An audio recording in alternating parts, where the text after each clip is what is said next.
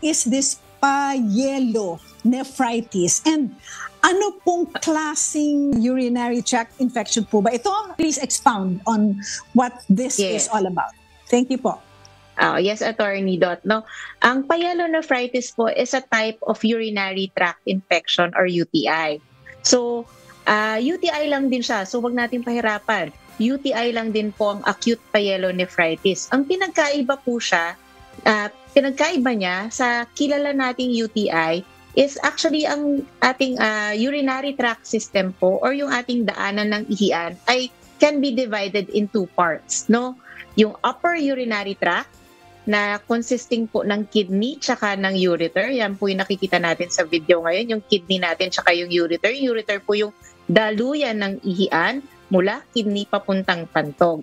Pag sinabi naman pong lower urinary tract, ito naman po yung pantog natin. Ang mas kilala po nating UTI is yung lower urinary tract. No? Ito yung mas madalas nating nai-encounter o malamang mas malaki yung chance na nagkaroon na po tayo ng lower urinary tract infection. Ito po yung infection na meron po tayong hapdi sa ihi, mahapdi yung paglabas ng ihi, minsan may balisawsaw or ihi ng ihi. So, ang pinagkaiba ng lower urinary tract tsaka ng upper urinary tract infection is yung lokasyon ng infection. Yun naman po yung pyelonephritis. Pag ang involved na infection ay yung kidney po natin. Ayun, napakaklaro ng sagot. Okay, so dalawa pala yan, ano? Upper urinary tract and lower urinary tract. And kapag sinabi nating pyelonephritis, dun po siya dun sa taas. Yung dun sa merong kidneys. Yes, ayan, naintindihan ko na. Okay, Miss Annie. Go ahead, Miss Annie, sa tanong mo. Opo, thank you very much, Attorney Dot. Alam mo, ninanamnam ko yung binabanggit paliwanag ni Doktora Lian. Teka muna, imagine, sabi niya po, para hindi tayo mahirapan, UTI ito. Opo. And then, 95% ang namamatay, mga kasambahay. Sige, as we move on, malalaman natin, bakit nauuwi sa ganito? 95%? Talaga ba? 95%? Yes, 95% daw po ang namamatay. So, as we move on, Attorney, with our discussion, alamin natin, namnamin natin ito mga kasambahay. Bakit nagkakaganito? So, Attorney Dot, allow me to ask this question. Ano yung karaniwan sanhi nitong pyelonephritis, Doktora Lian? At sino po ang mga prone dito? Bata ba? Okay. Matanda? Ano po ba yung mga ano nito? Ano ba yung gender? Kailangan ba masabi natin yung gender? Puro kalalakihan ba? Majority o kababaihan? Dr. Lian, go ahead please. Thank you. So in terms of the acute pyelonephritis po or UTI na nasa kidney po natin, ang mga risk factor po nito is actually mas madalas po natin siyang nakikita sa kababaihan. No? Risk factor po actually yung mga babae. Although pwede rin po itong makita sa mga kalalakihan. Andyan din po yung in terms of edad po, maaari po itong makita both sa bata at sa matanda.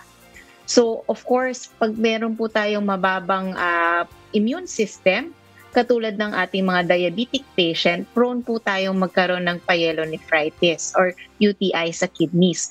Now, paano po ba natin ito nakukuha? Actually, in terms of kung paano natin siya nakukuha, ang pyelonephritis po is usually an ascending infection. Anong ibig sabihin ng ascending infection? Ibig sabihin po yung infection na galing sa baba, so lower urinary tract, ay umaakyat papunta pong kidney. No, kung gumagapang po yung infection sa baba, papuntang kidney. So most of the time, kung ano po yung cause ng lower urinary tract infection, siya rin pong cause ng upper urinary tract infection or pyelonephritis. Now, nabanggit ni Miss Annie na medyo mataas yung namamatay sa pasyente na nagkakaroon ng pyelonephritis. Actually, Miss Annie, dun sa kaninang information na 95% kidney disease po, no? Although, kung tatanungin niyo po ko, alin po yung mga pasyenteng mas grabe ang infection, mas grabe nga po ang infection pag kidney na po ang tinamaan. So, pag kidney infection po kasi, Ang kadalasan pong sintomas ng mga pasyenteng may kidney infection or pyelonephritis ay mas systemic po o mas madaling nararamdaman ng buong katawan. Di ho ba pag tayo ay may lower urinary tract infection or yung mga usual UTI, ang nabanggit po kaninang mga sintomas ay hapdi sa ihi, balisawsaw, pero pansin ho ninyo, pag tayo po ay nagkakaroon ng simpleng UTI, hindi naman ho tayo madalas nagkakaroon ng lagnat, pananakit ng likuran o kaya tagiliran, no? Or kaya parang talagang baksak na baksak yung katawan natin. Yung pong mga sintomas na systemic o yung pangbuong katawan, kadalasan po ito nakikita sa mga pasyenteng may upper urinary tract infection or pyelonephritis. Kasi ho, mas ramdam po ng buong katawan ho natin pag infection ho sa kidney ang tinamaan na. Therefore po, pag mas marami po tayong sintomas, kasi nararamdaman na nga siya ng buong katawan natin, no? Katulad ng pagkakaroon ng lagnat, pagkakaroon ng matamlay ho talaga tayo, pananakit ng likuran at tagiliran, mas mataas po yung chances na magkaroon po tayo ng mas grabing infection or yung sepsis, no? So kaya po in terms of alin po yung mas grabe na infection, upper or lower, upper po yung mas madalas pong nagkakaroon ng mas matinding infection or yung nagkukos ng kamatayan. Now, nabanggit ko po, Ms. Dot, kanina na pwede rin po yung mga bata magkaroon ng pyelonephritis, no? Meron din po tayong tinatawag na congenital defect na nakikita sa mga bata. Ang tawag naman po doon ay reflux, no? Ang ibig sabihin lang naman po ng reflux ay yung ihi po natin. Ang pag-ihi po kasi natin is one way lang po yan. Gagawin ng ihi ng kidney, dadaan sa daanan ng ihian, pupunta sa pantog. Pag ang pantog po natin ay puno na, lalabas na ho siya, one way. Sa iba pong pasyente, lalo na ho sa mga bata, meron pong reflux na tinatawag. Ibig sabihin, two-way po yung galaw ng ihi nila. Yung ihi po na nakarating na sa pantog, maaring umakyat papuntang kidney ulit kasi nga nagre-reflux po yung ihi nila. So sa mga ganitong bata po, madalas nga po silang magkaroon ng pyelonephritis. And so thank you very much, Doktora. Attorney Dot, I stand corrected a while ago. Ayan po, tumaas ng yung bilang ng mga nagkakasakit ng ganito ng 95%. Ayan. Thank you for that, Doktora. Maraming salamat. Okay. Attorney Dot, go ahead please. Thank you. Okay. Parang nakakaawa naman kapag ang magkasakit yung bata, ano? Kasi mabuti pa yung mga adults, at least na-express mo na yung sarili mo. Kaya I think ang mga parents should be very, very careful with what they have to do. So, Doktora, in relation to what you said, no, before we go to yung talagang question ko, puntahan po natin yung sinabi po ninyo na pwede ang bata magkaroon. Ano po ang dapat gawin ng mga magulang para hindi magkaroon yung mga bata ng ganyan at kawawa naman? Sige po, Doktora. So sa mga bata pong nagkakaroon po ng paulit-ulit na UTI, so tama po kayo, attorney, no? Kawawa yung bata kasi hindi naman nila kayang sabihin na masakit ang ihi ko, mahapdi ang ihi ko. So usually po ang sintomas sa mga bata po is yung pong mapapansin po ninyo yung ihi nila. Pag umiihi po sila, talagang umiiyak po talaga sila, no? Talagang medyo uncomfortable pag umiihi yung bata, no? So pag medyo ganun po yung bata, tas kadalasan po kasi pag bata, since medyo mahirap nga po siyang i-diagnose kaagad, hindi ho natin napapansin kaagad na yung ihi pala yung problem, no? Hindi yung gutom lang sila or anxious lang yung bata. Kadalasan po yung mga bata, ang presentation po nila ay lagnat, no? Pag may lagnat po na hindi mapaliwanag ng, let's say, ubo, sipon, kadalasan po UTI po yun, no? And opo, pag bata po ay nagkakaroon po ng paulit-ulit na UTI po, warning sign po yan sa parents po, no? Dapat po talaga dinadala nila sa kanilang pediatrician. Pag na-deem po ng pediatrician na, oy, baka may reflux itong anak mo, pinapupunta nga po sila sa isang urologist to diagnose po ng reflux. Kasi po ang reflux, binabantayan po talaga namin mga urologist po yan. Kasi nga po, expected po paulit-ulit ang UTI ng mga bata. Tapos pag paulit-ulit po kasi nagkakaroon ng pyelonephritis ang bata, ang tinatawag po dyan ay chronic pyelonephritis. At kada pyelonephritis po ng bata, nagkakaroon po kasi ng scarring ang kidney ng pasyente. So pag sinabi pong scarring, nagpepeklat na po yung kidney ng bata, no? And pag nagpeklat po siya, hindi na po ito gumagaling, no? pwede po silang magkaroon ng prone ng kidney failure in the future. Wow, Miss Annie, talaga. Nakakakaba, hindi ba? Anyway, sige Miss Annie, I know you have a question there. I will go back to my question later on. Go ahead po. Thank you very much, Attorney Dot. Okay. Bakit naman nagkakaganon yung bata? Ano po? Anong pinanggagalingan yan? And then, eto yung tanong ko talaga, Attorney. Bakit karaniwang apektado ng mataas na presyon daw po ang ating mga bato? Ano ang koneksyon ng high blood pressure sa kidney failure? Doktora? Okay. Doktora Lian? Sige po, Miss Annie. Actually, yung pong mga patient na meron pong kidney failure po, nagkakaroon na rin po ng alta presyon. Ito po kasi yung ating, yung blood supply po natin kasi, no? Karamihan, maraming porsyento po kasi ng dugo natin ay pupunta sa kidney, no? So, kaya po very important ang kidney po natin. So, kung ito po ay damage na, ang kadalasan po, nagkukos po ito ng increase in blood pressure, no? Dahil ho yung pinupuntahan ho ng dugo ng ating kidney ay dysfunctional na. So, kadalasan po ito nagmamanifest po ng increased blood pressure. So, pansinin niyo po yung mga pasyente. Actually, palagi ko pong sinasabi sa mga pasyente ko po, no, Tay, Nay, mataas po pa ang BP po ninyo or mataas po ba ang dugo po ninyo? Kasi kailangan po talaga nilang inaalagaan po yung blood pressure tsaka yung sugar po. Kasi lahat po ng sakit pwede pong mag-cause ng kidney problem. And vice versa din po, no? Pag may kidney problem ka po, marami po siyang mga side effect po. Kaya nga ho, nagkakaroon ho ng malaking problema ang mga pasyenteng meron pong kidney failure, no? Pag pinabayaan nyo po yung blood pressure, diabetes po ninyo, it can cause kidney failure. And at the same time, pag may kidney failure na po kayo, kung wala po kayo dating mataas na blood pressure, tataas naman din po ang blood pressure po ninyo, no? Very essential organ po kasi talaga yung ating mga kidneys. Naku, talaga naman, Attorney Dot. Yan, talaga go naman. please. Thank you, Dr. Lian. Attorney Dot, it's your turn. Yes. Go please. Thank you. Yes. Okay, Dr. Lian, earlier you said na kailangan magpa-check, no, sa doktor if in case yung mga sinabi po ninyo na mga symptoms ay lumabas, mabuti pa ay dalhin na sa doktor. Dr. Lian, question lang po. Ano po yung mga laboratory tests na sasabihin po ng doktor to confirm if a person has pyelonephritis or kidney infection? Mm-mm. So, ang usual laboratory na pinapagawa ho namin dyan ay urinalysis po. Simpleng urinalysis na da-diagnose po ang UTI. Tapos kung kailangan po natin ng further studies po, katulad ng bakit ba nagkakaroon ng pyelonephritis yung patient, nagpapa-imaging studies din po tayo katulad ng ultrasound or CT scan kung kinakailangan, no? So actually, ang pinakasimpleng laboratory po talaga, Attorney Dot, is just a simple urinalysis, no?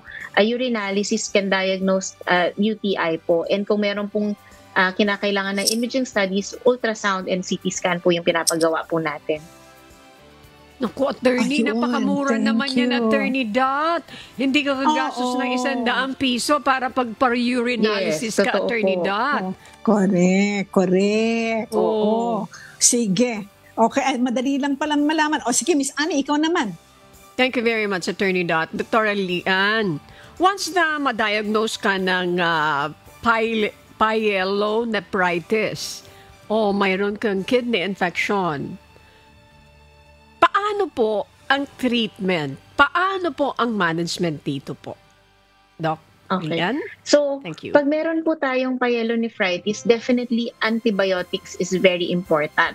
No, Miss Annie, before kung napanood na ako ng ating mga nanonood po, lagi ko pong sinasabi, sometimes for simple UTI, water treatment can suffice, no?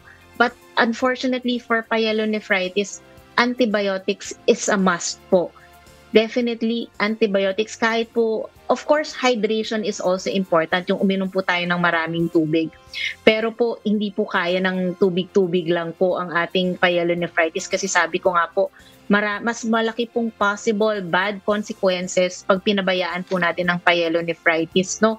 So, antibiotics, hydration po is very important for patients with pyelonephritis. Actually, pag may pasyente po tayo nakikita na may pyelonephritis, tinatansya rin po natin. Kasi po, since malaki po yung chances na mag-cause po siya ng sepsis or mas infection sa dugo, may mga pasyente rin po actually tayong ina-admit, no? Pag yung mga ina-admit po yung mga pasyente natin na kunwari medyo mahina na ho talaga, mukhang hindi kakayanin ng ng oral antibiotics, ina-IV antibiotics po natin sila at ina-admit mo para ho mas mabantayan natin yung pasyente. Thank you for that. Uminom ako, Attorney Dot, natakot ako. Sabi ni Doc kasi, water treatment sa UTI. Ano po? Ayan. Yes. Water treatment. Ito rin, meron din ako dito. Ayan. Din ako. Ayan. Attorney. Tapos, pero itong nephritis. Payelo nephritis ay antibiotics daw na, Attorney Dot, ang kailangan dito. Hindi po pwede dito yung patubig-tubig lang. Ayan. Thank you for that, Dr. Arlian. Thank you. Yes, Attorney, balik sa inyo po. Okay. Thank you. Okay. Miss Annie, tsaka Doktora, kanina I mentioned na si Dr. Tony Liachon is a very good friend of mine. Meron kaming advocacy. Ang sabi namin, kailangan hindi tayo too late sa pagtulong sa mga Pilipino. Dapat yung prevention ituro natin para hindi gumagastos para sa gamot, hindi nagkakasakit. So, in the case of pyelonephritis, Dr. Lian, eto po, i-lecture na po ninyo para po malaman po ng ating mga kababayan, how can we prevent having pyelonephritis or kidney infection? Go ahead po, Doktora. Yes, Attorney. So tama po yun, no? Talagang ako rin, very important po sa akin ang patient education, no? Kahit simpleng UTI lang po, I discuss to my patient, ano ba yung mga pwedeng gawin para mapigilan or hindi magpaulit-ulit po ang UTI. So sabi ko nga po, the kidney infection or pyelonephritis is usually an infection na galing lang din po sa simpleng UTI, na umakyat lang papunta sa kidneys. So kung ano po yung mga binabanggit ko para mabawasan ng UTI is syempre uminom po tayo ng maraming tubig, huwag po tayong magpigil ng ihi, kumain po tayo ng masustansya po.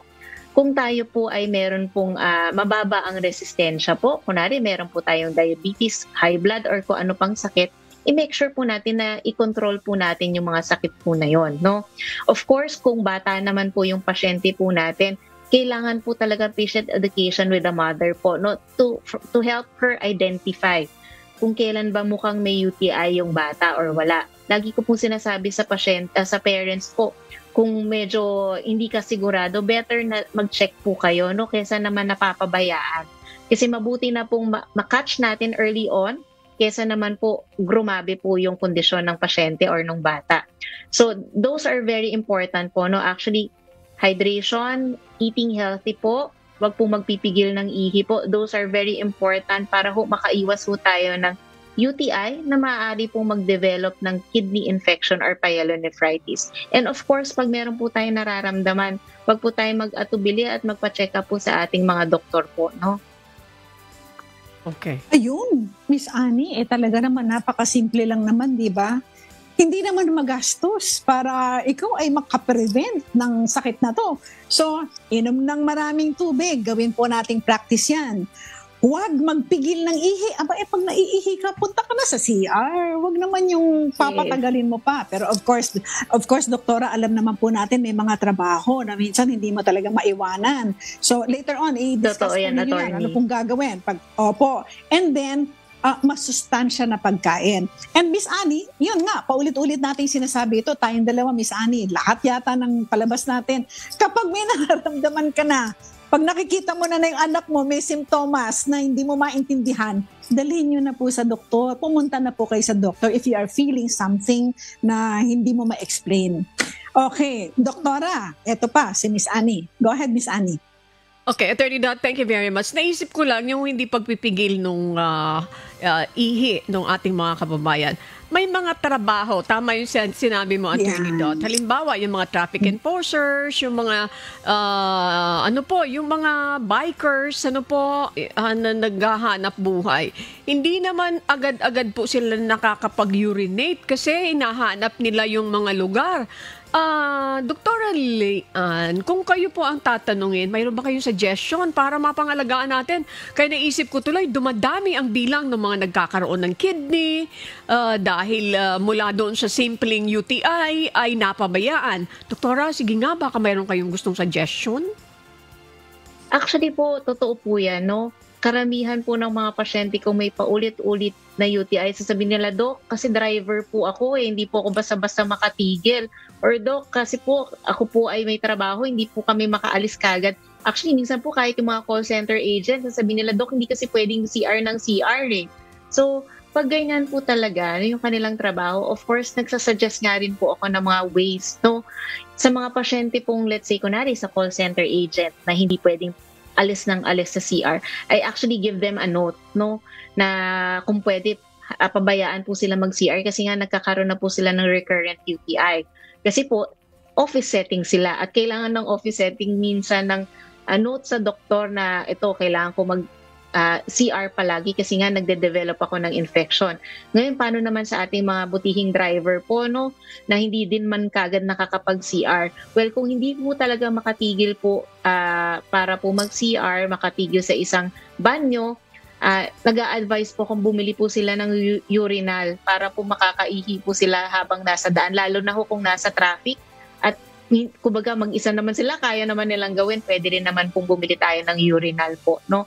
So, actually, minsan more of kailangan mong ulit-ulitin po sa kanila, no? Kung hanggat kaya, kung pwede namang sumaglit lang po para mag-CR, it is very important po. Pero opo, naiintindihan ko, may mga trabaho nga po talagang ganyan na hindi ka makakaihi. Pero kung kaya naman, ipilit natin na mag-CR po tayo, no? Okay. Mas magastos kasi, Attorney Dot, kapag na-develop na yung kidney. Yes. I think parang naisip ko lang, Attorney Dot, na do we need to call the attention of the DOLE para magbalangkas ng mga panukalang batas o kailangan ba natin tawagan ng pansin yung Kongreso para sa kapakanan ng ating mga manggagawa na nandadyaan ang kanilang hanap buhay. Kawawa naman kasi kung pupunta ka sa NKTI, napakarami ng bilang ng ating mga kababayan na nagkakaroon po ng kidney, and once nagkaroon ka ng kidney problem, napakahirap niyan, Attorney Dot. Napakahirap na magkaroon ng problema sa kidney bukod sa magastos, Attorney Dot. Yes, Miss Annie, I totally agree with you, and I think napakaganda ng pinoint out mo na yan. Parang wala pa akong alam na ganyan, na nagbibigay ng batas, na nagbibigay ng CR break. Parang napakaganda na sinabi mo na yan, Miss Annie. So, yes, I think you should be a congresswoman someday. Yung mga iba po na mga tumatakbo dyan na mga wala namang, hindi naman sila qualified. Nako, kay Ma'am Annie na po ako. Totoo talaga, Miss Annie, na nakakainis. Anyway, nanlilihis po tayo sa topic natin. Dr. Leanne, sa mga nais na magpakonsulta, artista lang gusto nang tumakbo dahil hindi na hindi na lumalabas sa mga sinihan. Gusto nang tumakbo. Ay, nako, nakakainis. Anyway, Dr. Leanne, sa mga nais na magpakonsulta po sa inyo at napakahusay po ninyo, ang galing po ninyo mag-explain, and of course we could see that you really know what you are talking about. I'm sure that there are some people who are watching right now or will be watching tomorrow or any other future day who would want to consult with you. Paano po sila magkakapag-consult sa inyo? How do they get in touch with you? Go ahead po, Doktora. Okay, actually po, ang easiest po is meron naman po akong FB page po, no? Leanne Diwa, MD po. Nasa Facebook po yun. Pwede nila po kong kontakin doon. Pero in terms of sa mga hospital ko po, makikita niyo po ako sa Asian Hospital and Medical Center dito po sa Muntinlupa. Sa Perpetual Health Medical Center po sa Las Piñas. Sa Manila po, meron po ako Manila Doctors Hospital at Manila Medical Center. For patients po natin na medyo kulang sa budget, meron din po akong government hospital kung saan pwede niyo po ako makita at makausap ng libre po sa Ospital ng Muntinlupa, tsaka po sa Southern Tagalog Regional Hospital, no. Sa mga pasyente naman pong malalayo po talaga, no, I actually advise, no, basta po magpa-check up po tayo sa doktor na malapit po sa atin, kahit sa community health center po, no. I think in terms of UTI, I think it's very important na magpatingin po tayo kaagad. Ang UTI po kaya pong i-manage ng lahat po ng doktor po yan, no. Pero napupunta po sila sa isang urologist pag medyo komplikado na po yung sakit ng patient. So, wag po tayong mag-atubili, magpa-check up po tayo palagi.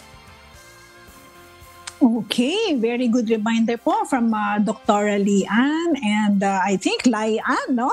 So meron po siyang Facebook page, Dr. Lian Diwa, and you can get in touch with her through her Facebook page, and she already enumerated kung saan-saan po siyang hospital.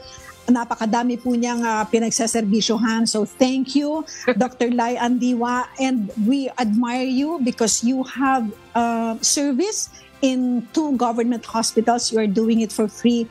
Maraming salamat and congratulations to you. Of course, Dr. Lian Diwa, maraming salamat po sa inyo. Dr. Diwa is an adult and pediatric urologist.